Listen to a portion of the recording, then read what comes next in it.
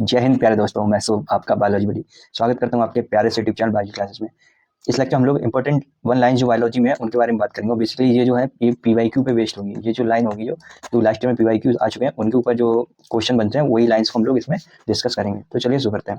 सबसे पहले बात करते हैं इसकी। सबसे पहले बात करते हैं क्यूलाडो नेशनल पार्क। क्यूलाडो नेशनल पार्क ये कहाँ पे है? नेशनल पार्क ये है भरतपुर राजस्थान में। भरतपुर राजस्थान, राजस्थान के भरतपुर डिस्ट्रिक्ट में, Rajasthan.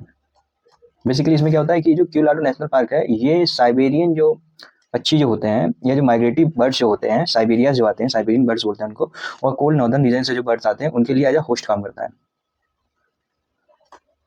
Host thousands of migratory birds coming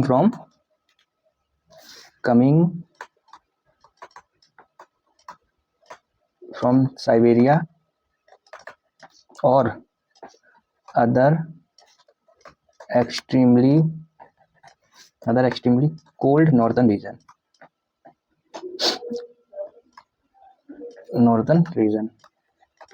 फिर उसके बाद अगला बात करते हैं। अगला जो एलन रूल, और यहाँ से जो क्वेश्चन आया हुआ है ना वो नीट 2014 में आया हुआ क्यूलाडो नेशनल पार्क से। फिर उसके बाद बात करते हैं एलन रूल की। एलन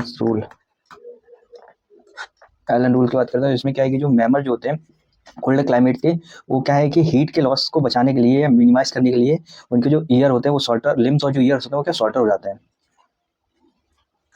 मैमल्स कहाँ से? From colder climate generally have shorter year and limbs. क्यों शॉर्ट हो जाते हैं? टू मिनिमाइज हीट लॉस को मिनिमाइज करने के लिए क्या है, कोल्डर रीजन में जो मैमल्स होते हैं उनके ईयर और लिम्स जो होते हैं वो शॉर्ट हो जाते हैं। यहाँ से क्वेश्चन नीट 2021 में पूछा गया है।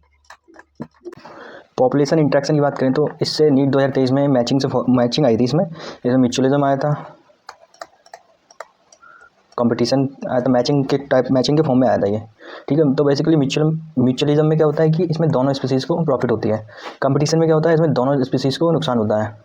ठीक है, दोनों नेगेटिव जाएंगी। प्रेडेशन में क्या होता है इसमें एक स्पीसीज़ को तो फ़ायदा मिलता है और एक स्पीसीज़ को नुकसान होता है। पैरासिटिज्म में एक स्पीसीज़ को फ़ायदा मिलेगा, दूसरी स्पीसीज़ को नेगेटिविटी मतलब लॉस होगा। पैरासिटिज्म में जो पैरासाइट के फॉर्म में जिस स्पीसीज़ पे रहेगा, जो पैरासाइट होगा उसको तो फ़ायदा मिलेगा और जिस स्पीसीज़ पे पैरासाइट रहेगा उसको क्या होगा? लॉस होगा।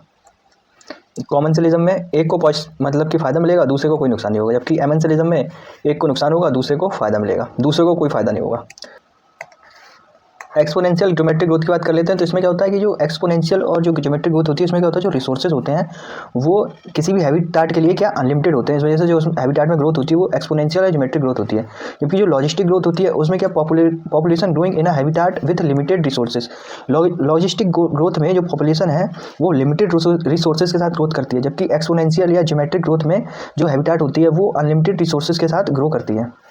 फिर इसके बाद ये जो formula dN/dt equal to RN(k-N/K), ये जो फॉर्मूला है नीट में आया हुआ था, जिसमें कि यहाँ पे n क्या है? n है population density at time t, r क्या है? r जो है intrinsic rate of natural increase है, k क्या है? कैरिंग कैपेसिटी है। तो बेसिकली जो नीट में क्वेश्चन आया था उसमें पूछ लिया था कि ये जो फॉर्मूला है इसमें k क्या रिप्रेजेंट कर रहा है।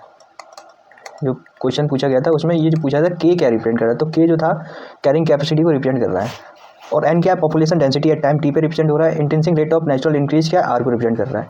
फिर उसके बाद करते हैं टर्म जो इकोसिस्टम था किसने दिया था? एजी टेंसले ने टर्म इकोसिस्टम दिया था। ये भी नीट में क्वेश्चन पूछा हुआ है। फिर इसके बाद करते हैं स्ट्रैटिफिकेशन की बेसिकली क्या है? ये क्या है? वर्टिकल डिस्ट्रीब्यूशन है। किसका डिस्ट्रीब्यूशन है?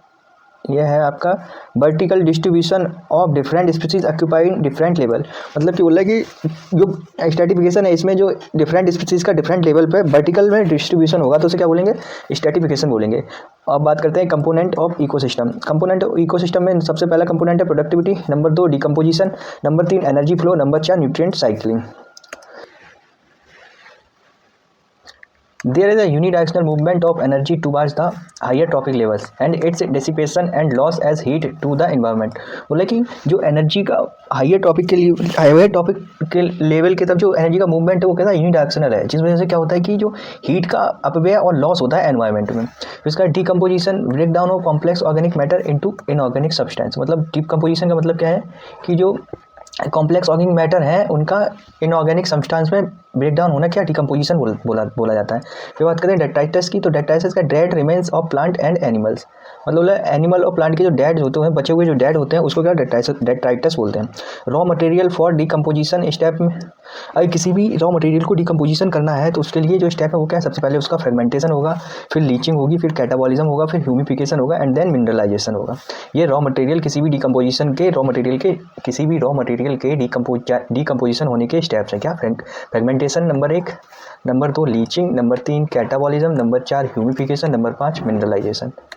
इसके बाद बात करते हैं फ्रेगमेंटेशन की। तो सबसे पहले फ्रेगमेंटेशन था, इसमें क्या होगा कि जो डेट्राइटस है ब्रेक डाउन होगा किसमें, सिंपल पार्टिकल में। क्या होगा, डेट्राइटस जो है ब्रेक डाउन होगा सिंपल पार्टिकल में, मतलब फ्रेगमेंटेशन हो रहा है। फिर कैटाबॉलिज्म की बात करते हैं, तो bacterial and fungal enzymes degrade detritus into simple inorganic substance. Catabolism में क्या होता है कि जो बैक्टीरिया और फंगल एंजाइम जो होते हैं वो क्या डिग्रेड कर जाते हैं डेट्राइटस को किसमें, सिंपल इनऑर्गेनिक सब्सटेंस में।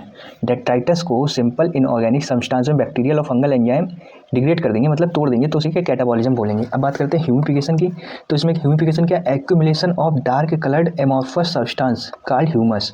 मतलब कि बोल रहा है कि डार्क कलर का एमॉर्फस सब्सटेंस होगा जिसका एक्यूमुलेशन हो जाएगा, इसे क्या ह्यूमस बोल रहे हैं। That is highly resistant to microbial action, और ये माइक्रोबियल एक्शन के लिए हाईली रेसिस्टेंट होता है and under go decomposition extremely slow rate. और जो इसका जो डिकम्पोजिशन होगा डेट्राइटस का, ह्यूमिफिकेशन जो होगा वो बहुत ही स्लो रेट से होता है, एक्सट्रीमली स्लो रेट से होता है।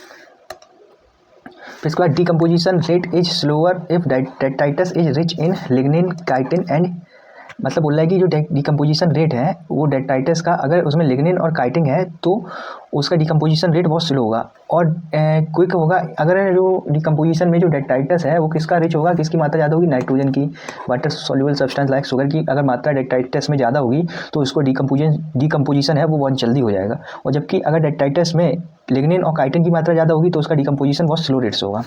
कैरेक्टरिस्टिक्स ऑफ फूड चेन के कैरेक्टरिस्टिक्स क्या है, ये तो यूनिडायरेक्शनल फ्लो ऑफ एनर्जी है। फूड चेन का मतलब कि एनर्जी का फ्लो होगा यूनिडायरेक्शनल में, एक डायरेक्शन में एनर्जी का फ्लो होगा, और 10% energy transfer to each trophic level, और 10% जो एनर्जी है एक लेवल से दूसरे लेवल पे ट्रांसफर होगी। तो इसका decomposers are not include in food chain, जो डिकम्पोजर्स होते हैं उनको फूड चेन में इंक्लूड नहीं करते हैं।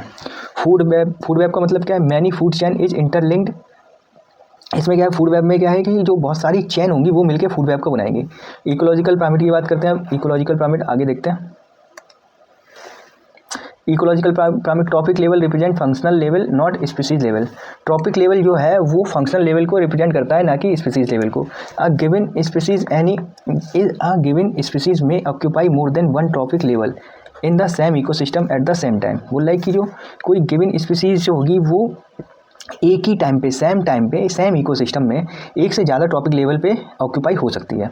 इन most ecosystem all pyramids of number, energy and biomass are upright. Biomass देखो, नंबर का पिरामिड, एनर्जी का पिरामिड और बायोमास का पिरामिड जो है वो कैसा होगा, अपराइट होगा। बायोमास का पिरामिड कैसा होगा, अपराइट होगा। लेकिन एक्सेप्शन भी है, some exception. Pyramid of biomass in sea, अगर सी में बायोमास का पिरामिड देखेंगे तो जनरली इन्वर्टेड होगा, मतलब उल्टा होगा। और फॉरेस्ट में नंबर ऑफ ट्री का पिरामिड देखेंगे तो वो भी कैसा होगा, इन्वर्टेड पिरामिड होगा। ठीक है, फिर इसका स्टैंडिंग क्रॉप की बात कर लेते हैं। तो each trophic level has a certain mass of living material at a particular time. बोला कि पर्टिकुलर टाइम पे हर एक टॉपिक लेवल पे कुछ मास होगा जो कि लिविंग मटेरियल मास में की फॉर्म में होगा, इसे क्या बोलेंगे, स्टैंडिंग क्रॉप बोलेंगे। फिर टोटल स्पीसीज़ की बात करें तो ICUN के अकॉर्डिंग जो टोटल स्पीसीज़ है वो कितनी 1.5 मिलियन या उससे ज़्यादा है, जबकि जो रॉबर्ट में थे इनने बताया था कि 7 मिलियन स्पीसीज़ जो है वो है।